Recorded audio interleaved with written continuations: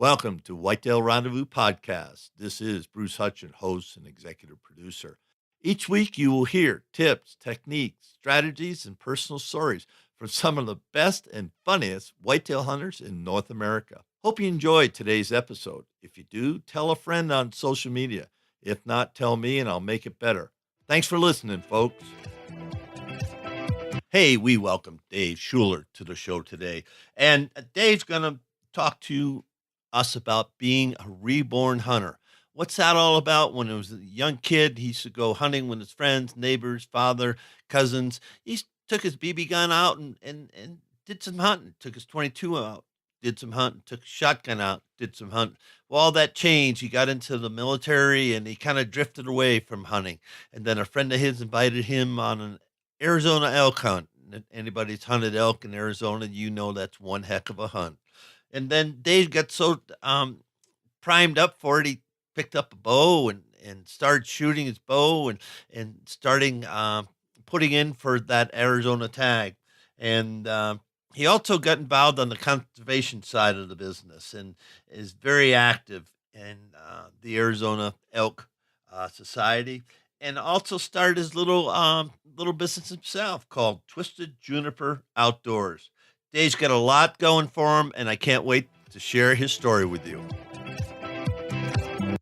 Hi, folks. This is Bruce Hutchin, your host at Whitetail Rendezvous, and I'm meeting with Dave Schuler today. Dave hails out of the Phoenix area, but he's done a little traveling in his life, and we're going to talk about a couple of things. We're going to talk about the hunting tradition. We're going to talk about giving back, and we're also going to talk about Twisted Juniper Outdoors. Dave, welcome to the show. Thank you, Bruce. Thank you for having me. Well, let's just start off. How's a guy from the Midwest, get out to Phoenix and figure out that he wanted to start hunting again? Well, how I made it from out there to out here is after high school, I joined the Marine Corps, and after I served my time and got honorably discharged, ended up settling here in Phoenix because my wife at the time, her family was here, and we wanted to have my youngest son, well, my oldest son, at the time, get to kind of know her family, his grandparents, and then also I was going to go to ASU to be a phys ed teacher. And well, after a handful of years, life had other plans, and here I am with two children in Arizona, happily remarried, and just taking Arizona for what it's worth. And it's definitely some of the more beautiful landscape that I've seen. So that's pretty much how I've ended up here. Yeah, and we talked about some of those elk sheds up on your wall, and they're kind of unique. And one, as you said, looked like a spear. Where'd you find those? Up, you know, I guess the no tellum creek is the best way to put them, but because 3 out of the 4 years I've gone elk hunting up there and kind of know where they're at, and my friend and I both successfully filled our tags last year. But yeah, I was up there on the Mogollon Rim area, and actually, ironically, that the spear that the spear shed is what I call it. I actually kind of use that as a logo for a shirt that I designed, and I guess we'll talk about later. But it's it's definitely something that you won't see that often. So Well, good for you. So let's talk about the hunter tradition, and you kind of drifted away and kind of left it. Then all of a sudden, you're back into it. How did that all work out? well, I grew up hunting and fishing I grew up in Cincinnati, and then also the Southwest Ohio, Northern Kentucky area. I grew up on it just because that's what my dad he did.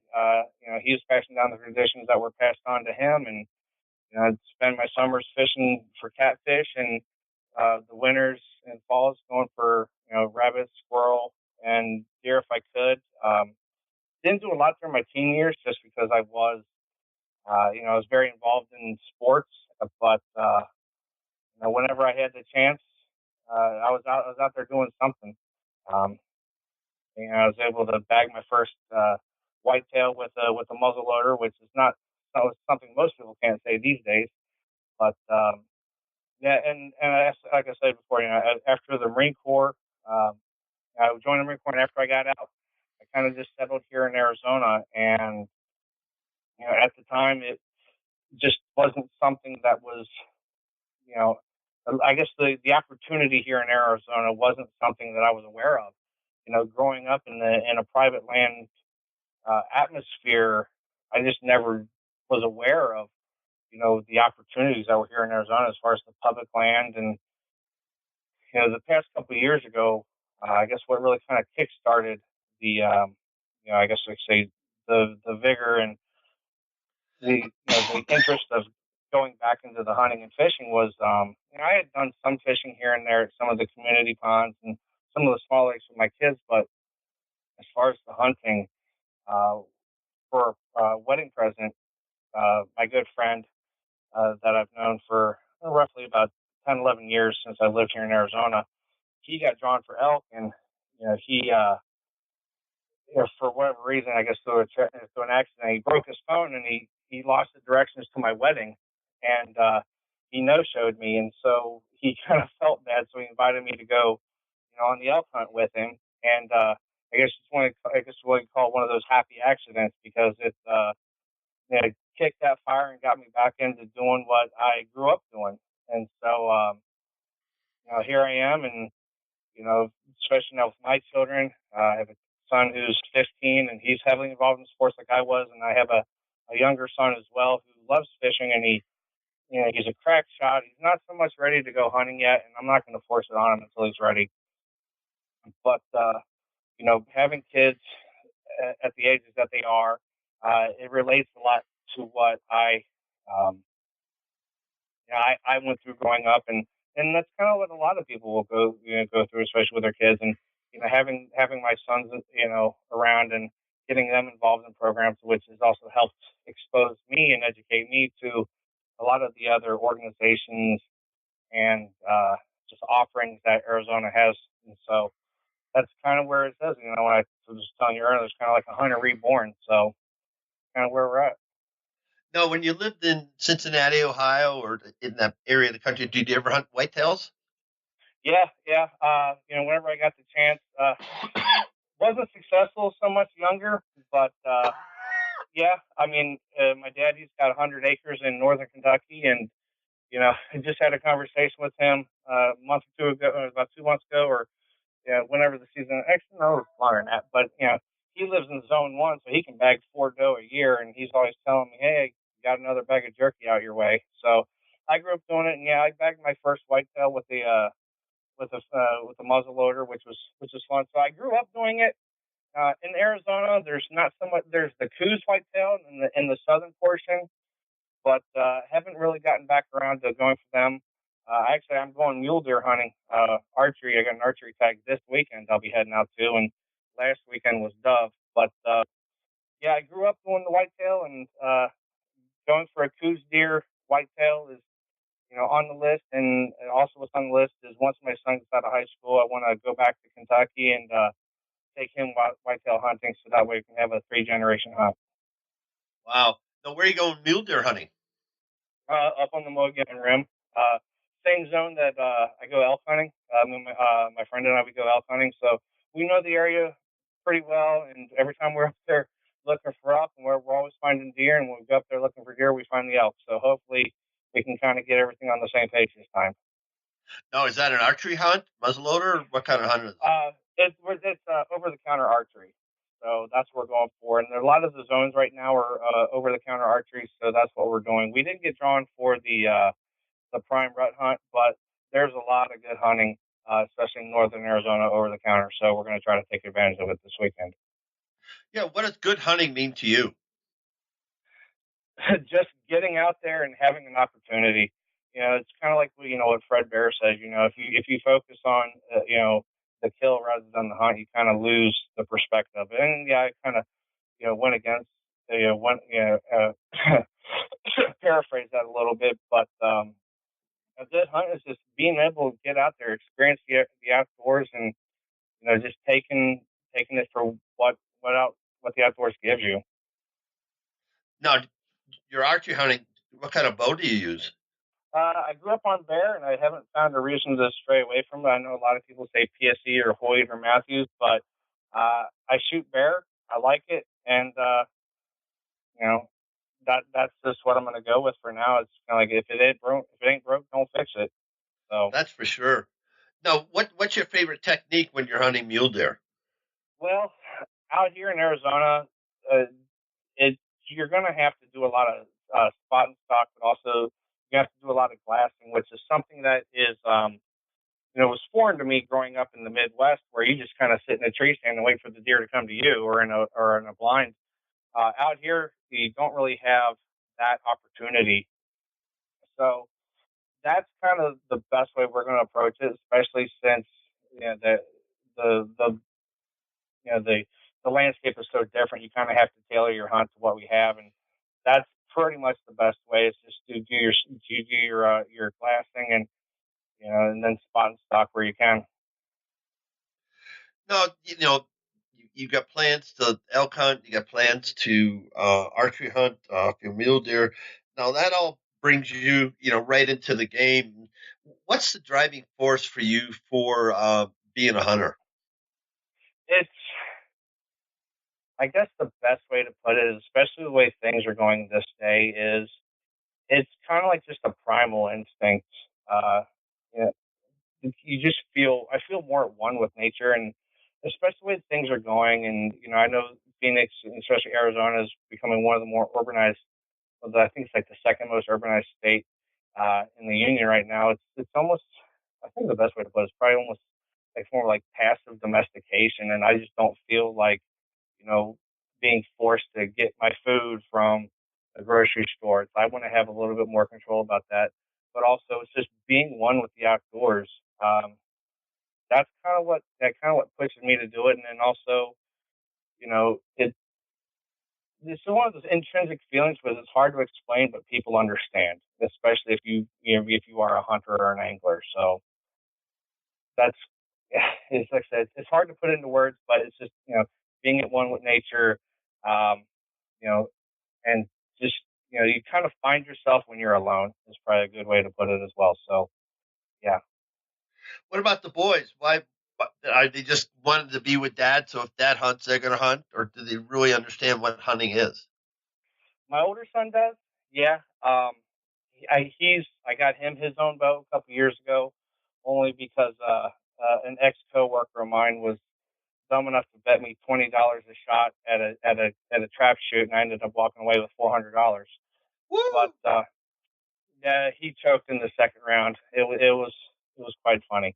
But yeah, he gets it. As I said, they grow up hunting and fishing. Whenever we go back to Kentucky, they have that opportunity to do that. But my older son, he understands it. My younger son, um, he's got Asperger's, so uh, you know you kind of have to tailor to what he's comfortable with. He likes to go hunting. He likes to go. No, I'm sorry. He likes to go fishing. Uh, he's really accurate when shooting a 22 or a BB gun. But as far as the hunting, it's almost like trying to train a squirrel to do a backflip. As far as his patience, so I kind of tailor that to how he's ready. But he loves being outdoors, and so just seeing their interest. Like if I take them to a youth camp, and they've both been to some youth camps and outdoor skills camps, and so just to have their joy and their experience, it gets them off the electronics and gets them away from the city, just back out into the nature where just kids can be kids and just have fun and do some skills that they might not be able to have the luxury of doing here in the suburban environment. That's great. And it's good to see you, investing your time, into the kids and helping them understand, what being outdoors is all about. Now, you do a lot of, work with conservation groups, the Arizona Elk Foundation, I believe the Rocky Elk Foundation. So, tell me about why that's important to you. Well, yeah, like I said, I've been a member of the Arizona Elk Society for about 4 years now. Haven't really been active until about this past handful of months, I did what they put on a very very good program. It's called Wild in the City, where they will teach. It's like a 1 day outdoor skills camp for urban youth that don't get the opportunity to go hunting and fishing so much, and so they'll put on clinics to where they can do wildlife identification, um, the tracks, glassing, archery, air gun, uh, depending on where they're at, outdoor skills, outdoor bracelets, and so that's kind of that's definitely something. Now with the Arizona Elk Society, they have their hands in a lot of stuff, not just related to elk, but just to the wildlife and conservation in general. They have a Sawyer program where they can help thinning some of the underbrush and riparian areas, as well as also riparian repairs, water catchment repairs. They have a program called Hunt for Heroes where they take uh, wounded veterans that are, I think it's above 40% disability, that just can't get out and do the outdoor experiences. So they will have tags donated to them to where they can go out and take disabled veterans hunting and kind of help assimilate them back into the world and find a sense of meaning, which is very good. And I mean, the list can go on and on. So I would definitely recommend people to go to the Elk Society. It's www.elksociety, ArizonaElkSociety.org, to check out a lot more of what they do. And then also through that, I've got to know some other people and some through other organizations like the Phoenix Varmint Callers. They're very, they're, they're a smaller group, but their primary focus is predators. And unfortunately, uh, they lost a board member over the weekend, who ended up passing away, and his name was Ray Everidge. And I didn't really know him too much, but he was at a lot of the youth camps that the Phoenix Farm Cars, they partnered with the Elk Society, and he was always there doing a lot of the wildlife identification. And I didn't really get to know him too much, but I was able to talk to him in passing. And he was just, from what I could tell, he was just a great guy who put his heart and soul into conservation and mentoring and teaching. Um, so, and he was actually working on a Hunt for Heroes uh, style hunt as well, for wounded veterans in partnership with the Elk Society.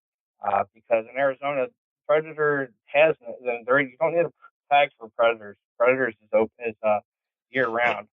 So that's something that, in his passing, the Elk Society and the Phoenix Farmer Callers and some other um, organizations are going to try to keep his work alive and try to keep that going. And then also, on the, I guess, the more national front, the Backcountry hunters and anglers, I've gotten involved with them. They have an Arizona chapter, but like I said, I didn't.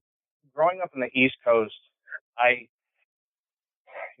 I was surrounded with private land. This whole public land was completely foreign to me, and just knowing, just looking it up and just seeing some of the numbers of the public land that, especially Arizona offers, is like over 32 million, where Kentucky has about 800,000 public land acres. Ohio has, about 650,000 public acres, and I said it's a definite foreign to me. And so just knowing that all this public land is accessible to anybody uh, is something that you, you once you realize that, you don't want to lose it or take that for granted. And so that kind of the reason why I try to join the backcountry hunters and anglers and try to excuse me you know stay abreast and stay involved in the national level. So those were just some of the organizations uh, that I've joined, like some local front, and then also try to stay abreast on some of the national front as well. So uh, just like I said before, just knowing the resources that are at our disposal. You don't want to lose sight of that. So that's Thanks also for something that. that, yeah. Let's talk about Twisted Juniper Outdoors. It sounds like that was an offshoot of all these conservation programs. Yeah, it was. I don't have, you know, much time.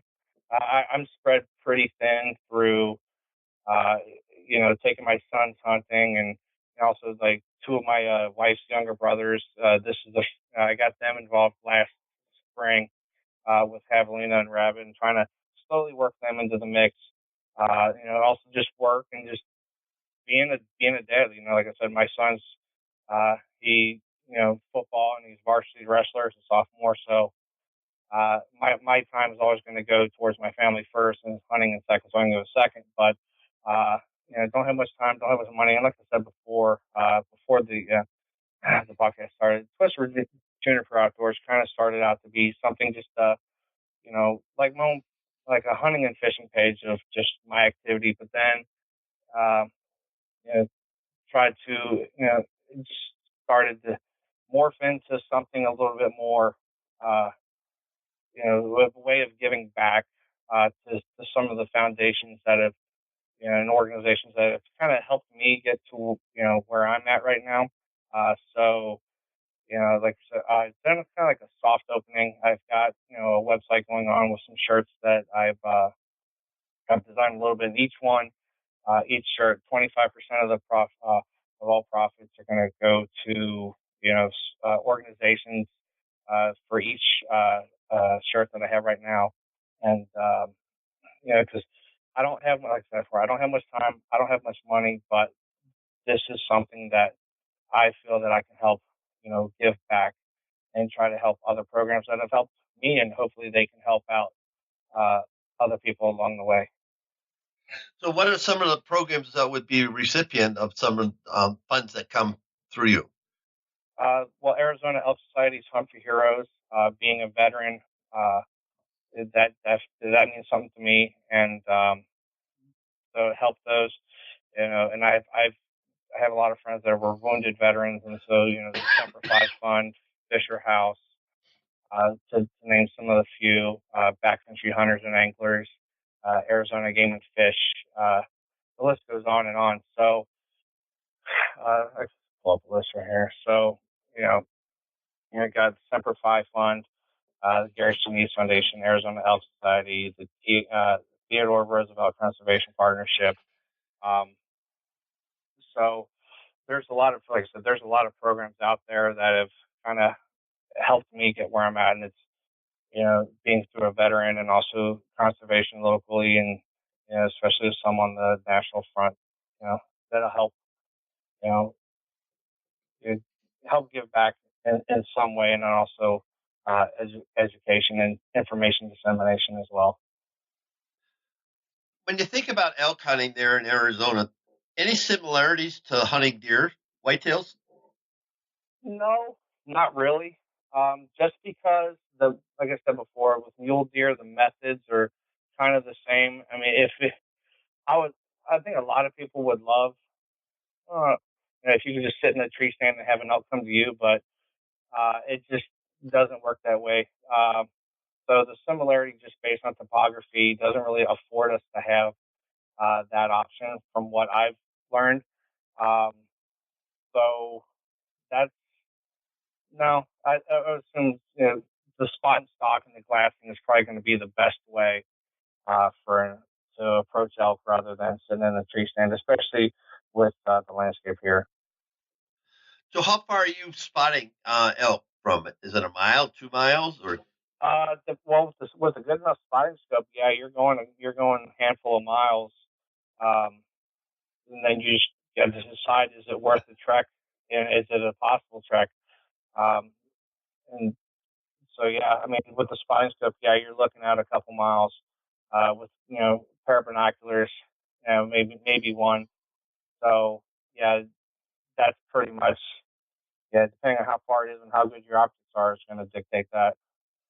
now you mentioned you see an elk and you got to decide if you want to go get them. How do you do that? Uh, well, I mean, some people like to laugh, like, okay, is how big is there a ravine down there that you have to go through? How long is it going to take to get over there? Where's the truck? There's a lot of things, and then it's there's a lot of factors, but it also depends on what day of the season it is. If it's the first day, probably going to pass. Is it going to be a last day? I think you might want to just fill that tag and get it over with. So, as far as what I've come across is, there's several factors, and like I said, it's the terrain to get there, and you know, and is it by yourself? What's the temperature?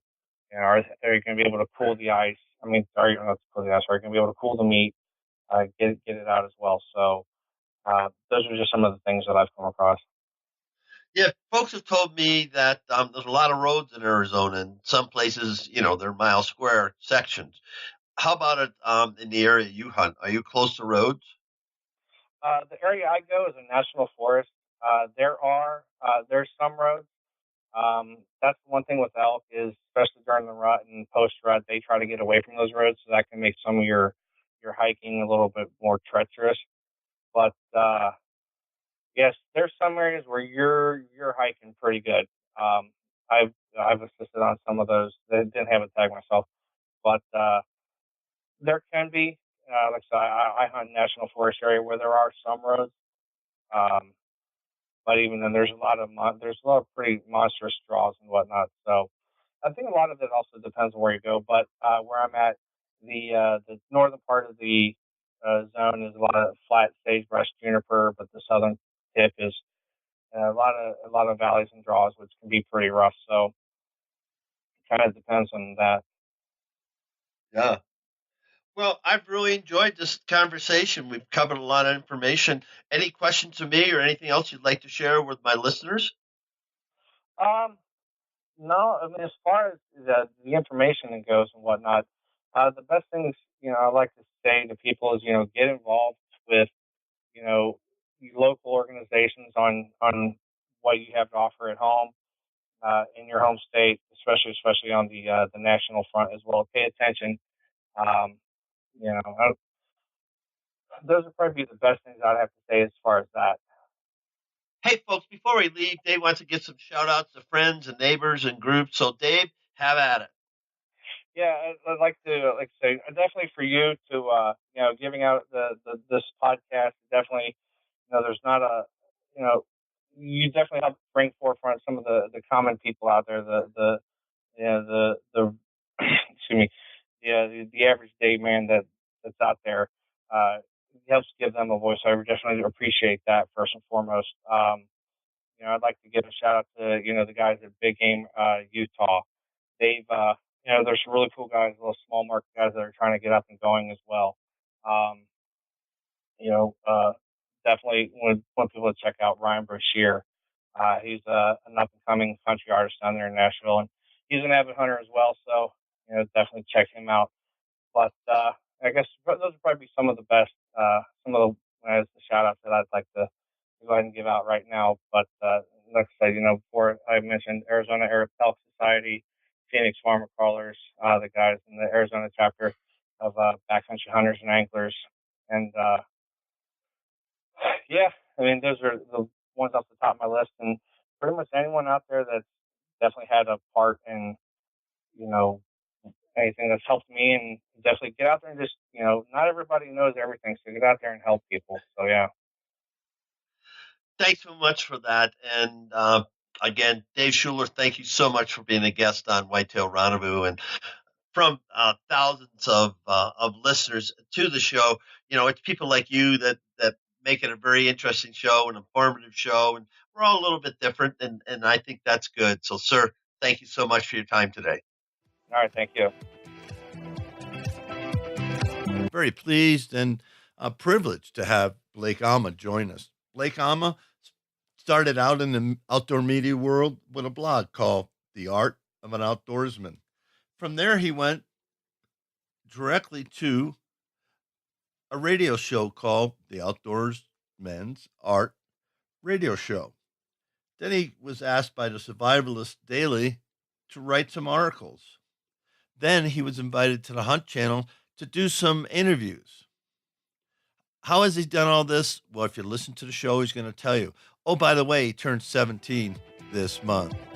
So there's no excuses. Thanks for joining us. Be sure to tune in tomorrow for another episode of Whitetail Rendezvous, where you can listen and learn from the experts so you can be more successful on your next hunt. Until next time, listen, learn, and succeed.